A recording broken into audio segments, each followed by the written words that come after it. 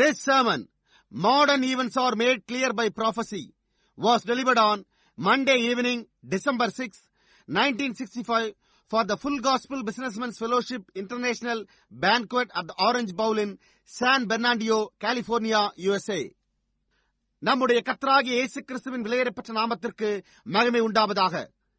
நம்முடைய அருமை சகோதரனும் இக்கடைசி கால தீர்க்கதரிசியுமான வில்லியம் மரியன் பிரணாம் அவர்களால் 1965 வருடம் டிசம்பர் மாதம் 6ஆம் தேதி திங்கட்கிழமை மாலையில் அமெரிக்கா கலிபோர்னியா சான் பெர்னாண்டியோவில் உள்ள ஆரஞ்சு பவுல் என்னும் இடத்தில் நடைபெற்ற சர்வதேச முழு சுவிசேஷக வர்த்தக புருஷர்களுடைய ஐக்கிய விருந்தில் modern events are made clear by prophecy, தற்கால நிகழ்ச்சிகள் தீர்க்க தரிசனத்தால் தெளிவாக்கப்படுகின்றன என்ற தலைப்பின் கீழ் கொடுக்கப்பட்ட செய்தியை இப்பொழுது நீங்கள் தமிழாக்கத்துடன் கேட்கப் போகின்றீர்கள்.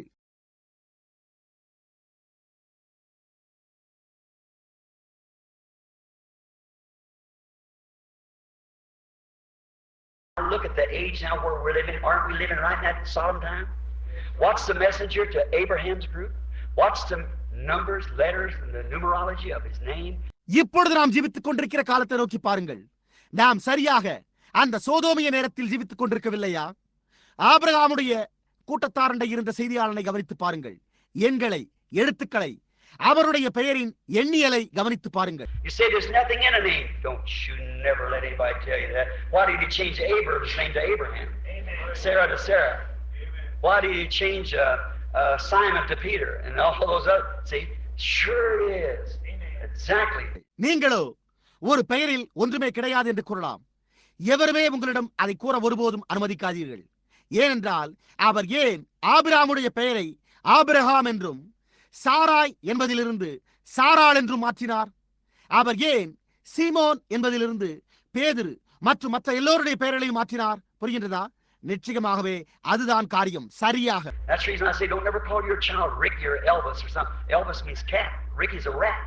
See, when you say that's exactly right. அந்த காரணத்தினால் தான் நான் உங்களுடைய பிள்ளைகளை எப்போதும் ரிக்கி அல்லது எல்விஸ் அல்லது அது போன்ற ஏதோ ஒன்றாய் அழைக்காதீர்கள் என்று கூறுகிறேன். எல்விஸ் என்பது பூனை என்றும் ரிக்கீஸ் என்பது எலி என்றும் பொருள்படுகிறது. பாருங்கள், நீங்கள் அவ்வாறு அழைக்கும் போது இதுவே அதன் சரியான பொருளாயிருக்கிறது. Les or something. Don't you never call one of your children that. If it is, change it right quick, people. Don't you never. If you believe me to be God's servant, don't tack that name on that poor child. No, sir. Give him another name besides that. Less அல்லது வேற ஏதோ ஒன்றாய் உங்களுடைய பிள்ளைகளில் ஒன்றை அந்த பிள்ளைகளை ஒருபோதும் அழைக்காதீர்கள். அவர்களுடைய பெயர் அவ்வாறு இருக்குமானால் ஜனங்களே அதை உடனடியாக துரிதமாக மாற்றிவிடுங்கள். நீங்கள் அவ்வாறு அழைக்காதீர்கள். நீங்கள் என்னை ஒரு தேவனுடைய ஊழியக்காரன் என்று விசுவாசிப்பீர்களேயானால் அந்த ஏழ்மையான பிள்ளையின் மீது அந்த பெயரை சூட்டாதீர்கள். புரிகின்றதா? வேண்டாம் ஐயா, அதற்கு பதிலாக வேறொரு பெயரை அவனுக்கு சூட்டுங்கள்.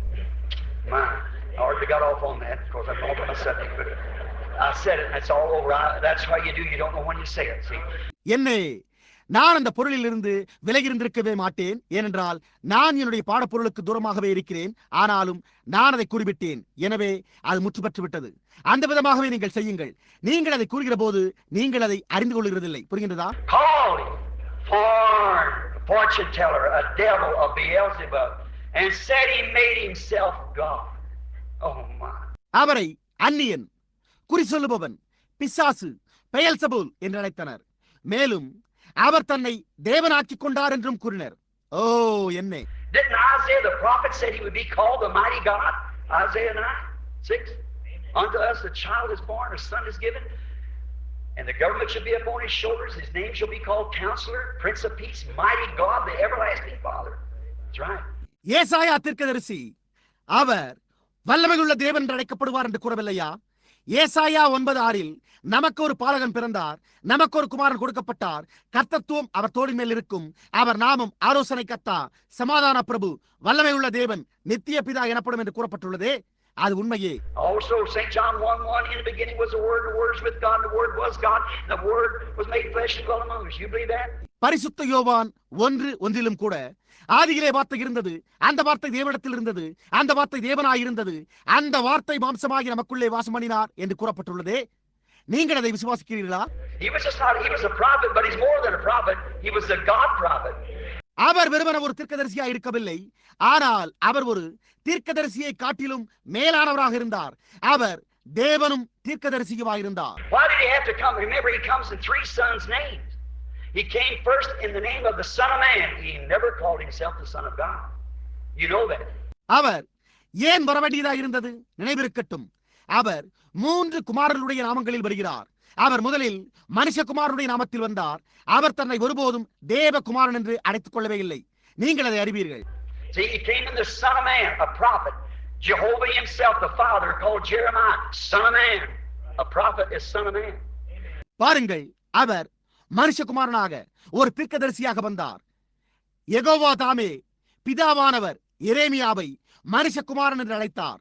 மனுஷகுமாரன் என்பது ஒரு தீர்க்கதரிசி என்பதாகும். He come after the day of Pentecost. He come back in the form of the Holy Ghost, supernatural spirit. Now he's Son of God. அவர் வந்தார். இப்பொழுது பெந்தேகோஸ்தே நாளுக்கு பிறகு அவர் வந்தார். அப்பொழுது அவர் பரிசுத்த ஆவியின் ரூபத்தில் இயற்கைக்கு மேம்பட்ட ஆவியாக திரும்ப வந்தார். இப்பொழுது அவர் தேவகுமாரனாய் இருக்கிறார். In the millennium, he'll be Son of David, sitting up on the throne of David. See, he comes, he's Son of God, Son of Man, Son of David. 1000 வருட அரசாட்சியில் அவர் தாவீதின் குமாரனாக தாவீதின் சிங்காசனத்தின் மேல் வீற்றிருப்பார். பாருங்கள், அவர் தேவகுமாரனாக மனுஷகுமாரனாக தாவீதின் குமாரனாக இருக்கிறார். Oh, the Bible's full of these nuggets. We can't get them all in one night, but it's just fitting to set this now. Tomorrow may never dawn. We may be gone before tomorrow. வேதம் இந்த தங்க கட்டியலினால் நிறைந்துள்ளதே. எனவே நாம் இவை எல்லாவற்றையும் ஒரே இரவில் பெற்றுக்கொள்ள முடியாது. ஆனால் இப்பொழுது இதை இணைத்து காட்ட பொருத்தமாயிருக்கிறது. நாளை என்பது உதிக்காமலேயே போகலாம். நாம் நாளைய தினத்திற்கு முன்பே போய்விடலாம். I may be preaching to a person who'll be dead before in the morning. I could be gone before in the morning. Brother, sister, that's not myth. That's actual fact. நான் நாளை விடுவதற்கு முன்பே மரித்துவிடும் ஒரு நபருக்கு பிரசங்கித்துக் கொண்டிருக்கலாம். நானும் நாளை விடுவதற்கு முன்பே போய்விடலாம். சகோதரனே, சகோதரியே, அது கட்டுக்கதை அல்ல. அவைகள் நடைமுறையில் உள்ள உண்மைகளாயிருக்கின்றனவே. We don't know what time we're going. You'll not have any chance after that last breath leaves your body. Make it right now. Don't wait till in the morning. May be too late. நாம் எந்த நேரத்தில் போகப் போகிறோம் என்பதை நாம் அறியோம். உங்களுடைய சரீரத்தை விட்டு கடைசி மூச்சு பிரிந்த பிறகு உங்களுக்கு எந்த தருணமும் இருக்காது. இப்பொழுதே அதை சரி செய்து கொள்ளுங்கள். காலை வரை காத்திருக்காதீர்கள். அது மிகவும் காலதாமதமானதாயிருக்கலாம். Notice now they had done to him just exactly what the prophets said they would do. Just as they are doing to this very same day in the Laodicean age. If you want to look at it, read Revelation 3. Blind, naked, and don't know it, turning Christ. இப்பொழுது கவனியுங்கள். அவர்கள் என்ன செய்வார்கள் என்று தீர்க்கதரிசிகள் கூறியிருந்தார்களோ அதையே சரியாக அவர்கள் அவருக்கு செய்திருந்தனர். இந்த லவோதிக்கேயா சபையின் காலத்திலும் அவர்கள் அதையே அப்படியே சரியாக செய்து கொண்டிருக்கிறார்கள். நீங்கள் அதை பார்க்க விரும்பினால் வெளிப்படுத்தின விசேஷம் 3 குருடனும் நிர்வாணியுமாய் இருந்தும் அதை அறியாமல் இருக்கிறாய் என்று கூறப்பட்டுள்ளது. When he begins to reveal himself into the seed form again, the same one that went into the ground, come back to be the bride, just the bride and the groom is the same flesh and blood, the same ministry, the same things, doing just exactly what he done. The Spirit. அவர் தம்மை மீண்டுமாக within ரூபத்திற்குள்ளாக வெளிப்படுத்த துவங்கும் போது நிலத்திற்குள் சென்ற அதே with மணவாட்டியாய் இருக்கும்படி திரும்பி வருகிறது. மணவாட்டியும் மணவாளனும் ஒரே மாம்சமும் இரத்தமுமாய் ஒரே ஊழியமாய் அவர் செய்த அதே காரியங்களை அதே ஆவியில் செய்கிறவர்களாயிருக்கிறார்கள். And you're impersonating and doing everything else, and each one's got his book and running, and this, oh, you never heard such sensations, and I smell a devil, and all this, that. This is unscriptural as it can be. இங்கோ அவர்கள் போலியாக நடித்துக் கொண்டும் மற்ற எல்லா காரியங்களையும் செய்து கொண்டும் ஒவ்வொருவனும் தன்னுடைய புத்தகத்தை வைத்துக் கொண்டு ஓடி இதையும் அதையும் செய்கிறான். நீங்கள் அப்படிப்பட்ட உணர்ச்சி வசப்படுதல்களை ஒருபோதும் கேட்டிருக்கவே மாட்டீர்களே. என்னால் இப்பொழுது ஒரு பிசாசை உணர முடிகிறது. இவை யாவும் அவை யாவும் அப்படியே வேத பிரகாரமாய் இல்லாதது போலவே இருக்கக்கூடும். And the genuine thing laying right there before them, they walk away. They don't belong to my organization. See, just blind, leading the blind, won't they all fall into this? ஆனால் அவர்களுக்கு முன்பாக சரியாக அங்கேயே அசலான காரியமானது கிடந்தது. அதே சமயத்தில் அவர்கள் இவர்கள் எங்களுடைய ஸ்தாபனத்தை சேர்ந்தவர்கள் அல்ல என்று கூறி தூரமாய் நடந்து சென்றனர். என்னே பாருங்கள், அப்படியே குருடருக்கு வழிகாட்டுகிறார்கள். அப்படியானால் அவர்கள் எல்லோரும் குடியில் விழுவார்கள் அல்லவா? Blinded by man's denominational traditions, They put him out of their church as God said they would do in Revelation 3, as usual, as prophesied. மனுஷனுடைய ஸ்தாபன பாரம்பரியங்களினால் குருடாக்கப்பட்டிருக்கிறார்கள். அவர்கள் அவரை வெளியே தள்ளுவார்கள் என்று வெளிப்படுத்துகிற விசேஷம் 3 தேவன் கூறினது போன்றே வழக்கமாக தீர்க்க தரிசனம் உரைத்தது போலவே அவர்கள் அவரை அவர்களுடைய சபையிலிருந்து வெளியே தள்ளிவிட்டனர். Notice how Jesus made himself known to these disciples now, and we'll close. These two disciples, Cleopas rather, and his friends. இயேசுவானவர் எப்படி தன்னை இந்த சீஷர்களுக்கு வெளிப்படுத்தினார் என்பதை கவனியுங்கள். இப்பொழுது நாம் முடிக்கவுள்ளோம். இந்த 2 சீஷர்கள் காய்பாவும் சரியா கூறினால் கிலெயோப்பாவும் அவனுடைய நண்பனுமே. Now we're in the resurrection, the morning after the resurrection, the first resurrection. What a beautiful morning.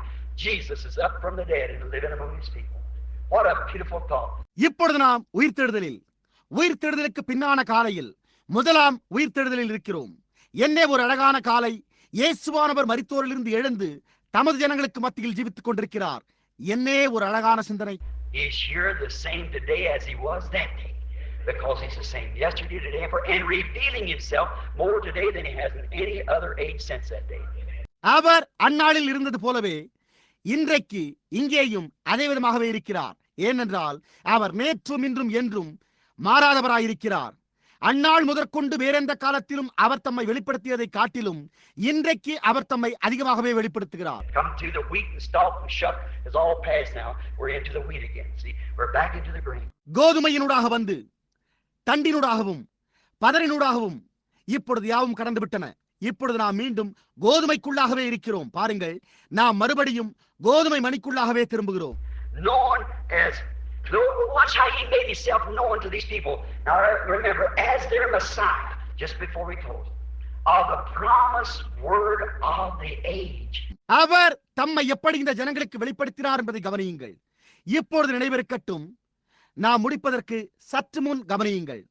அவர்களுடைய மேசியா அந்த காலத்தின் வாக்குத்தத்தம் பண்ணப்பட்ட வார்த்தையாயிருந்தார். Notice, he appeared as he has said he'd do to the prophets. Notice, fools and slow of heart to believe that all the prophets has wrote of him had to be fulfilled. கவனியுங்கள், அவர் தீர்க்கதரிசிகளுக்கு தரிசனமாவே என்று அவர் கூறியிருந்தபடியே அவர் அவர்களுக்கு தரிசனமானார். கவனியுங்கள், தீர்க்கதரிசிகள் அவரை குறித்து எழுதியிருக்கிற யாவும் நிறைவேற்றப்பட வேண்டியதாக இருந்தது என்பதை விசுவாசிக்கிறதற்கு புத்தியில்லாத மந்த இருதயம் உள்ளவர்களே என்றார். Watch it. He refers right back to the word of God. He never come right out and told them, "Don't you know me? I am the Messiah that's resurrected." He never said that. அவரை கவனியுங்கள், அவர் தேவனுடைய வார்த்தைக்கு திரும்பும்படி சுட்டி காட்டுகிறார். அவர் வந்து அவர்களிடம், என்னை உங்களுக்கு தெரியவில்லையா, நான் தான் உயிர்த்தெழுந்த மேசியா என்று ஒருபோதும் கூறவே இல்லை. அவர் அதை ஒருபோதும் கூறவே இல்லை. See, he just gave them the scripture like John did the rest of them. See, they have to pick that out themselves. They have to judge for themselves. Now don't go to sleep. Judge for yourself. பாருங்கள், அவர் அவர்களுக்கு யோவான் செய்தது போலவும் மற்றவர்கள் செய்தது போலவும் வேத வாக்கியத்தை கூறினார். புரிகின்றதா? அவர்கள் அதிலிருந்தே தங்களை தெரிந்து கொள்ள வேண்டியதாக இருந்தது. அவர்கள் தங்களையே நியாயம் தீர்த்துக் கொள்ள வேண்டியவர்களாக இருந்தனர். இப்பொழுது உறங்க சென்று விடாதீர்கள், உங்களையே நியாயம் தீர்த்துக் கொள்ளுங்கள். Fools, slow of heart to believe all that the prophets had said had to come to pass. What a rebuke to them that claimed they knew him. தீர்க்கதரிசிகள் சொன்ன யாவற்றையும் விசுவாசிக்கிறதற்கு புத்தி இல்லாத மந்த இருதயம் உள்ளவர்களே, அவரை அறிந்திருக்கிறோம் என்று உரிமை கோரினவர்களுக்கு என்ன ஒரு கடிந்து கொள்ளுதல். புரிகின்றதா? Notice how he approached the subject. He never come right out, as I said a few minutes ago, and said, "Well, don't you know I'm your Messiah for this age? Don't you know what I'm he?" அவர் அந்த பொருளை எவ்வாறு அணுகினார் என்பதை கவனியுங்கள். நான் ஒரு சில நிமிடங்களுக்கு முன்பு கூறினது போல, அவர், நான் தான் இந்த காலத்திற்கான உங்களுடைய மேசியாவா இருக்கிறேன் என்பதை நீங்கள் அறியீர்களா, நான் தான் அவர் என்பது உங்களுக்கு தெரியாதா என்று ஒருபோதும் நேரடியாக வந்து கேட்கவே இல்லை. The real servant of God never identifies himself that way. The scripture identifies who he is.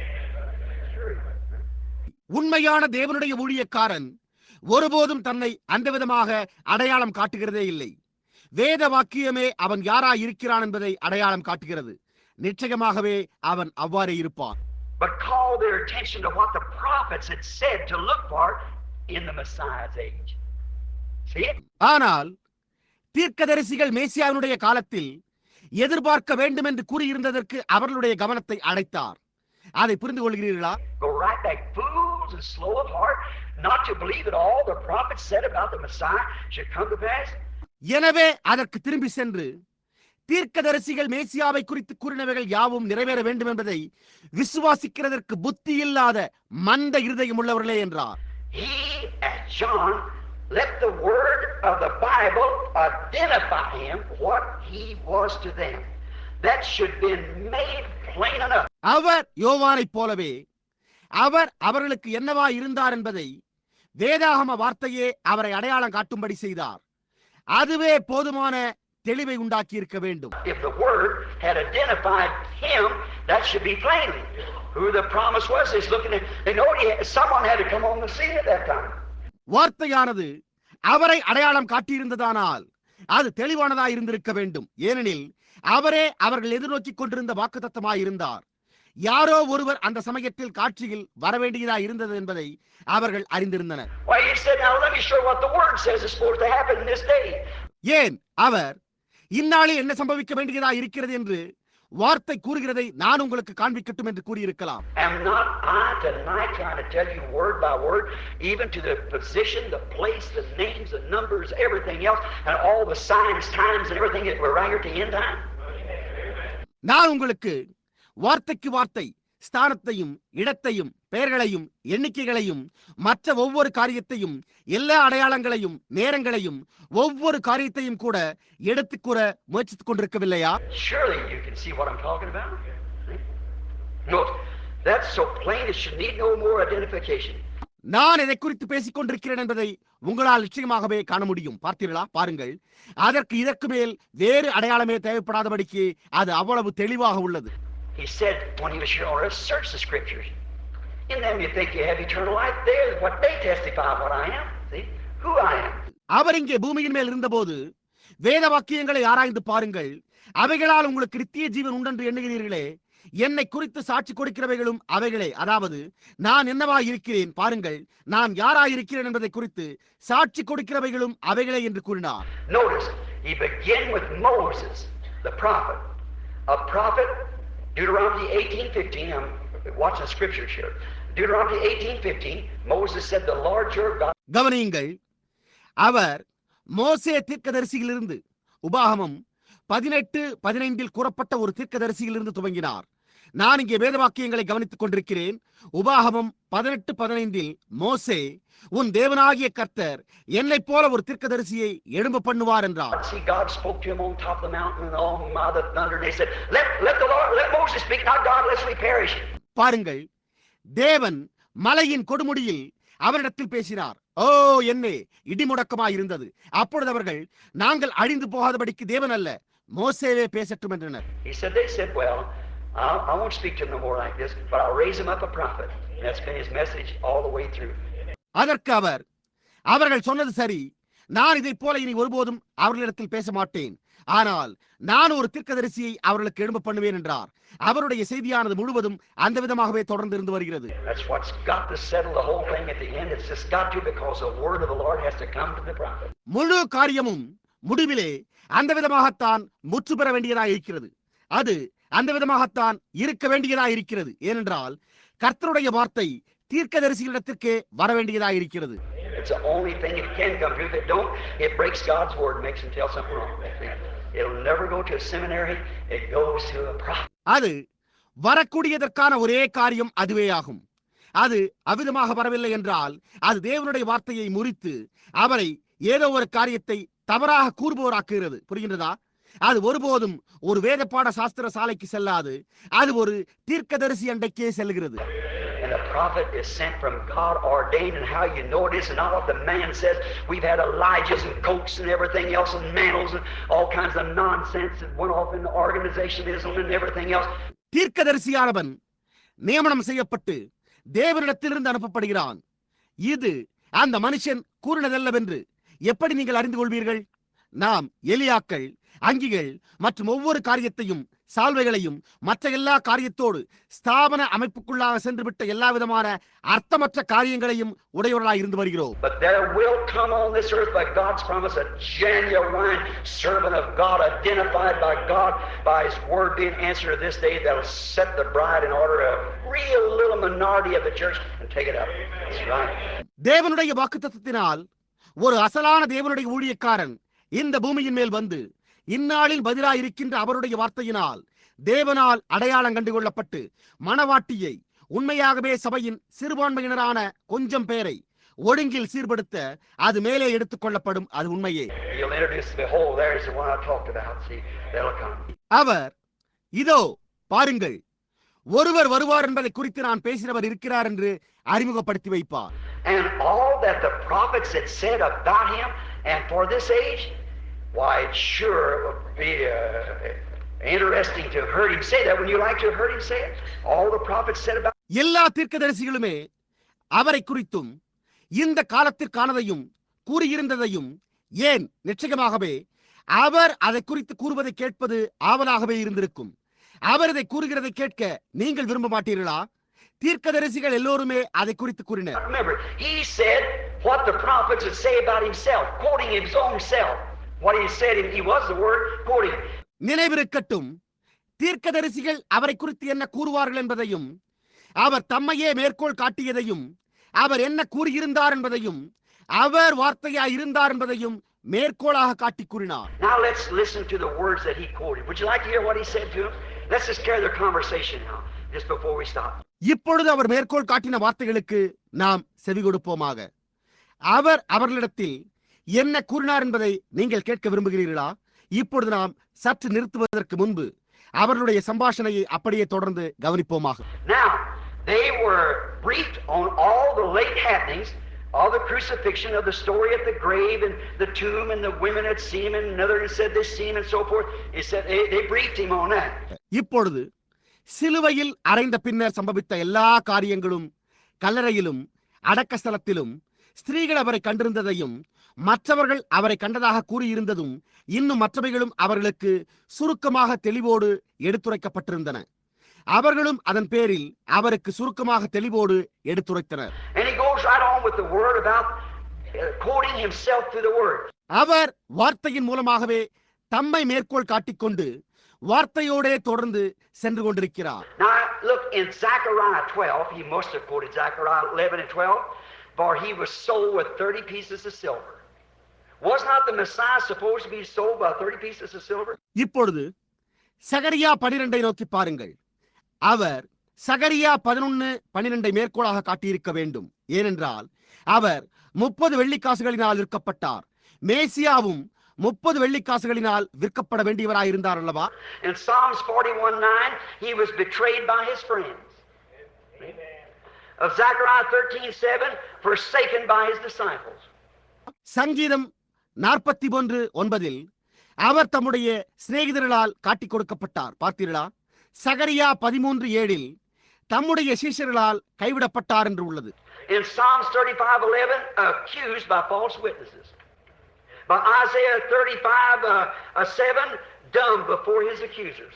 Never opened his mouth. All right, sir.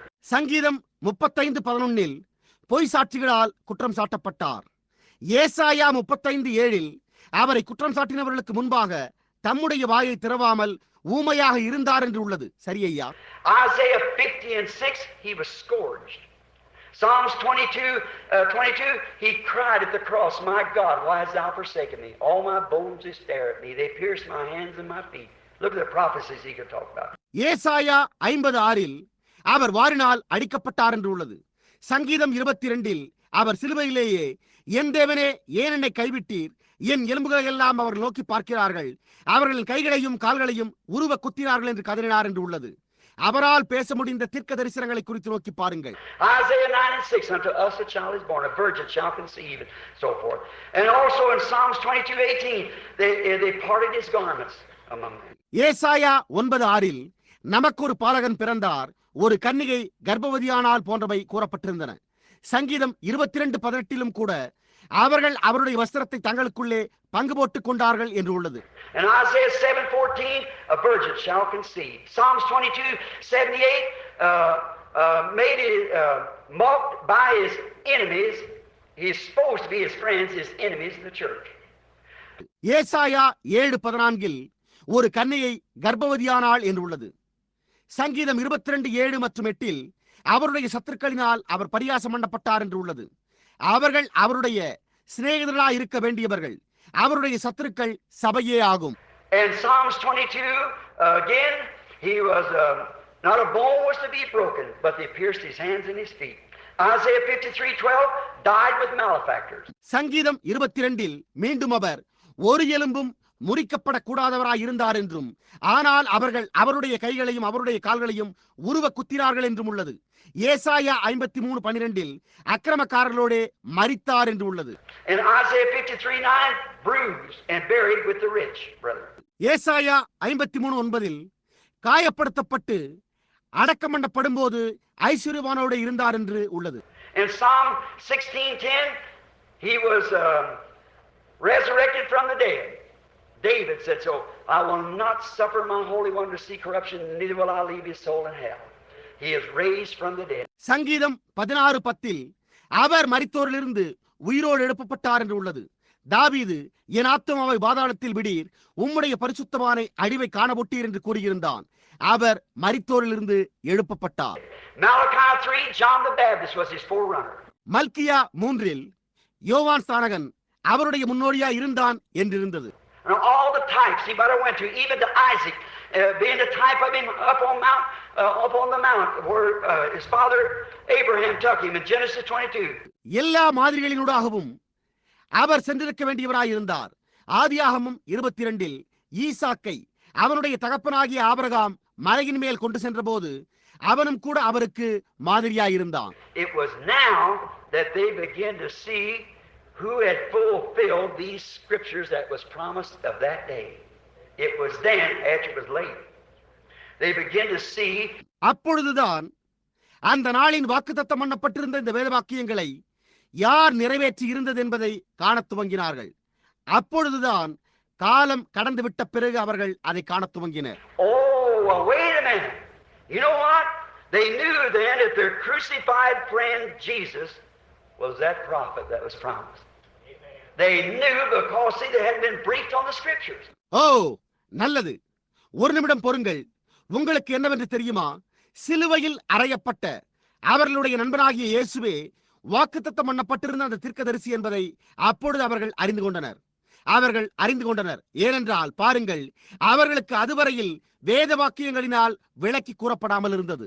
But here all these things are supposed to happen at the cross. All these things, fool, slow of heart to understand all the prophets have said, how that the Messiah shall suffer and enter into his glory and raise the third day. ஆனால் இங்கே இந்த எல்லா காரியங்களும் சிலுவையிலே சம்பவிக்க வேண்டியவளாக இருந்தன.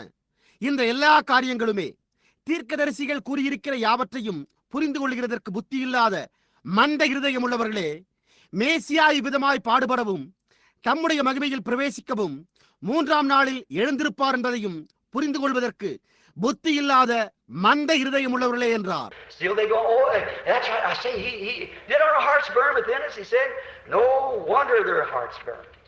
The prophecies that he was given that was fulfilled. அவர்கள் இன்னமும் புரிந்து கொள்கிறதில்லை. ஓ ஆம், அது உண்மை. நான் புரிந்து கொள்கிறேன். நம்முடைய இருதயங்கள் நமக்குள்ளே கொழுந்து விட்டு எரியவில்லையா என்று அவர்கள் கூறினர். அவர்களுடைய இருதயங்கள் கொழுந்து விட்டு எரிந்ததில் வியப்பொன்றுமில்லையே. அவர் கூறிக்கொண்டிருந்த தீர்க்க தரிசனங்கள் நிறைவேற்றப்பட்டிருந்தன. Then they began to understand that their friend, the man they eat with, talk with, associate with, fish with, laid in the woods. That fulfilled every word of the promised hour. There it was. அப்பொழுது அவர்களுடன் புசித்த, அவர்களுடன் சம்பாஷித்த, அவர்களோடு ஒன்றாய் சேர்ந்திருந்த, அவர்களோடு மீன்பிடித்த, காடுகளில் படுத்திருந்த அந்த மனிதர் அவர்களுடைய சிநேகிதர் என்பதையும், அந்த மணி நேரத்திற்கான வாக்குத்தத்தம் பண்ணப்பட்டிருந்த ஒவ்வொரு வார்த்தையும் நிறைவேற்றப்பட்டது என்பதையும் புரிந்து கொள்ள துவங்கினர். அதுதான் காரியமாயிருந்தது. They had walked 6 miles. It seemed a very short time, I suppose, and they'd heard a 6-hour sermon on vindicated prophecy. a little longer than what we had tonight. அவர்கள் 6 மைல் தூரம் நடந்திருந்தும் அது ஒரு குறுகிய நேரமாகவே தென்பட்டது. அவர்கள் ரூபகாரப்படுத்தப்பட்ட தீர்க்க தரிசனத்தின் பேரிலான ஒரு 6 மணி நேர பிரசங்கத்தை கேட்டிருந்தனர் என்றே நான் நினைக்கிறேன். நாம் இன்றிரவு கேட்டிருந்ததை பார்க்கிலும் சற்று நீளமானது என்று நான் கருதுகிறேன். பாருங்கள். It was now getting kind of late in the evening time. The evening lights had come. It's the same time now, church. The evening lights has come. Hebrews 13:8. He's the same yesterday, today, forever. அப்பொழுது ஒரு விதமாக நேரமாய்க்கொண்டே போய் சாயங்கால நேரமாகி சாயங்கால வெளிச்சங்கள் வந்துவிட்டிருந்தன. சபையே, இப்பொழுதும் இதுவும் அதே நேரமாகவே உள்ளது. சாயங்கால வெளிச்சங்கள் வந்திருக்கின்றன. இயேசு கிறிஸ்து நேற்றும் இன்றும் என்றும் மாறாதவராய் இருக்கிறார் என்று எபிரேயர் 13:8 கூறுகிறது. Oh, events made clear by prophets. It seems the evening light promised by the prophet of God and Zechariah 14:7 may again open the true believer's eyes to the events that's taking place today that's proved by the prophecies that we're at the end. Jesus is coming. Oh, தீர்க்க தரிசனத்தால் தெளிவாக்கப்படுகின்ற நிகழ்ச்சிகள் இன்றைக்கும் மாறாதவைகளாய் இருக்கின்றனவே. சகரியா 14:7 தேவனுடைய தீர்க்கதரிசியினால் வாக்களிக்கப்பட்ட சாயங்கால வெளிச்சமானது நாம் முடிவான நேரத்தில் இருக்கிறோம் என்று தீர்க்க தரிசனங்களால் நிரூபிக்கப்பட்டு இன்றைக்கு சம்பவித்துக் கொண்டிருக்கிற நிகழ்ச்சிகளை உண்மையான விசுவாசிகளுடைய கண்கள் காணும்படி மீண்டும் திறக்கலாம். இயேசு வருகிறார். The very itch. He said there will be a day that it won't be called night or day. He said but in the evening it shall be light. அவர் ஒரு நாள் உண்டாயிருக்கும், அது பகலென்றும் இரவென்றும் அழைக்கப்பட மாட்டாது என்றார். மேலும் அவர் ஆனால் சாயங்காலத்திலே வெளிச்சம் உண்டாகும் என்றார். Now we know geographically the sun rises in the east and sets in the west. இப்பொழுது பூகோள சாஸ்திரப்படி கிழக்கில் உதிக்கிற சூரியனே மேற்கில் அஸ்தமிக்கிறது என்பதை நாம் அறிவோம். Now the prophet said there will be a long stretch of time that will be dismal. Kind of could be called day or night. It's kind of a dark gloomy day. இப்பொழுது தீர்க்கதரிசி இருளார்ந்ததாய் காணப்படும் ஒரு நீண்ட நேரம் உண்டாயிருக்கும், அதை பகலென்றோ அல்லது இரவென்றோ அழைக்கப்பட முடியாது, அது ஒரு விதமாக இருளான நாளாய் இருக்கிறது என்றார். Now where did the sun rise? That was S-O-N we're talking about now. That the natural S-O-N rises in the east and sets in the west. The very same God, very same sun rather. இப்பொழுது குமாரன் எங்கே உதயமானார்? அந்த குமாரனை குறித்து இப்பொழுது பேசிக் கொண்டிருக்கிறோம். இயற்கையான சூரியன் கிழக்கில் உதித்து மேற்கில் அஸ்தமிக்கிறது. அதே தேவன், சரியாக கூறினால் அதே குமாரன். And the S-O-N of God rose first in the east to the eastern people. தேவகுமாரன் முதலில் கிழக்கத்திய ஜனங்களுக்கு கிழக்கில் உதயமானார். And now after he left, what did they do? 300 years later they started the first organization, the Roman Catholic Church. இப்பொழுது அவர் போய்விட்ட பிறகு அவர்கள் என்ன செய்தனர்?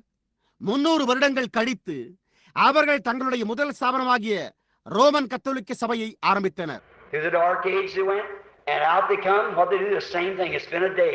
It hasn't been called day or night. அவர்கள் இருளின் காலங்களினூடாக சென்று அவர்கள் வெளியே வந்தனர். அவர்கள் என்ன செய்தனர்? அதே காரியத்தை செய்தனர். அது பகலென்றோ அல்லது இரவென்றோ அழைக்கப்படாததாய் இருந்து வருகிறது.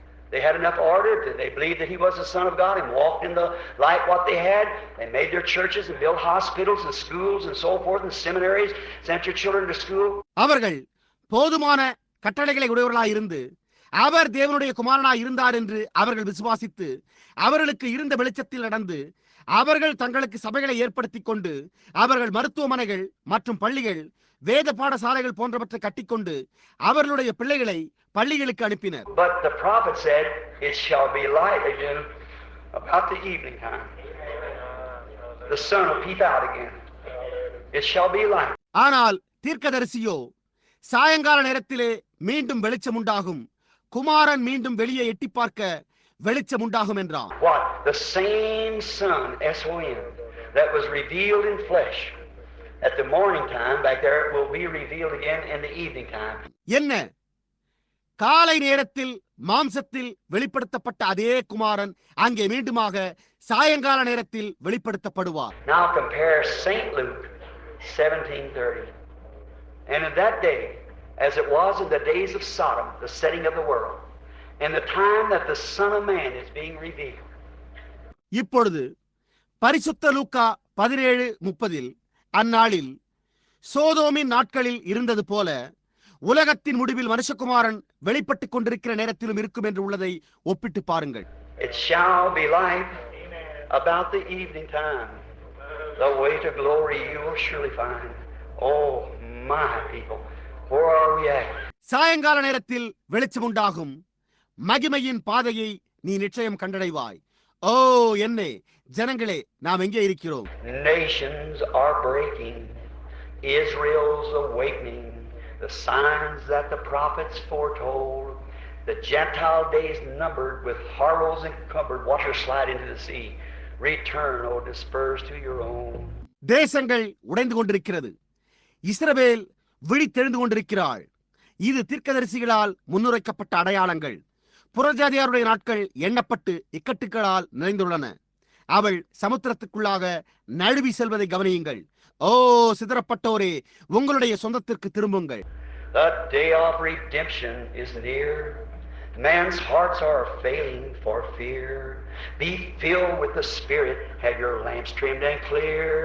Look up, your redemption is near. மீட்பின் நாள் சமீபமாயிருக்கிறது. மனுஷருடைய இருதயங்கள் பயத்தால் சோர்ந்து போய் கொண்டிருக்கின்றன. ஆவியினால் நிரப்பப்பட்டு உங்களுடைய தீபட்டிகளை தெளிவாக சுத்தப்படுத்தி மேல் நோக்கி பாருங்கள். உங்களுடைய மீட்பு சமீபமாயிருக்கிறது. நீங்கள் மேலானவர்கள். Brother, sister, it's a scary time. Watch the things that's prophesied. Watch the things happen. Watch all the prophecy being fulfilled. Then we see what all this is about. சகோதரனே, சகோதரியே, இது ஒரு திகிலான நேரமாயிருக்கிறது. தீர்க்க தரிசனமாய் உரைக்கப்பட்ட காரியங்களை கவனியுங்கள். காரியங்கள் சம்பவிக்கிறதை கவனியுங்கள். எல்லா தீர்க்க தரிசனங்களும் நிறைவேறிக் கொண்டிருக்கிறதை கவனிக்கிறோம். ஆகையால் நாம் இவை எல்லாவற்றையும் குறித்தும் காண்கிறோம். It's not a bunch of streak of fanaticism. It's God confirming His words exactly. இது ஒரு கூட்ட மூடபக்தி வைராக்கியத்தின் பிரதிபலிப்பல்ல. இது தேவன் தம்முடைய வார்த்தையை சரியாக துல்லியமாக உறுதிப்படுத்துகிறதாயிருக்கிறது. The rock is smitten, friends. Flee to it as quick as you can. Prophecy is vindicating the day that we're living in. Let us bow our heads. நண்பர்களே, கண்மலையானது அடிக்கப்பட்டிருக்கிறது. உங்களால் முடிந்த அளவு அதனண்டை துரிதமாக ஓடுங்கள். தீர்க்க தரிசனமானது நாம் ஜீவித்துக் கொண்டிருக்கிற நாளை ரூபகாரப்படுத்திக் கொண்டிருக்கிறது. நாம் நம்முடைய தலைகளை வணங்குவோமாக.